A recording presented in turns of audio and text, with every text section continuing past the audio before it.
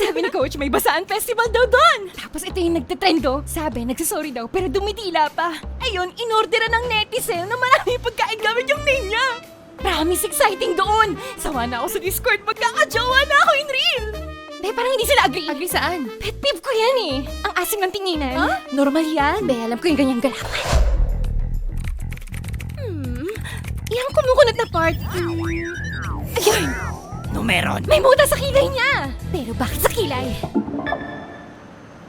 Ba't naasiman siya? Wala naman tayong muta sa mata. Hindi. May mas malala pa sa tingin ng ganyan.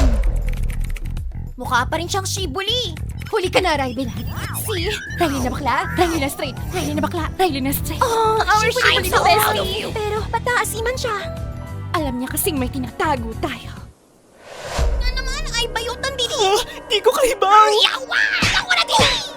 Kiss pero ni Moti! Kinalat niya na nilalaklak mo daw yung PHQ. Please, shut up! Riley kasi, hindi siya nilalak-lak, pinapahid siya, be. Aha! Oh, nainom ba natin? Oh, okay. Sige. Hindi ko nainumin. May ipunin ko ba naman yun?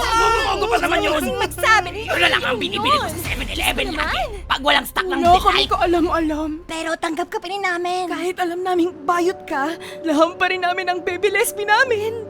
Kiffy lover forever, right? Yeah, keep you always. Yay! Punta na tayo sa San Juan. Hindi ka na ba mabasa kahit ayaw mo? Babe, basang-basa na ako kanina pa.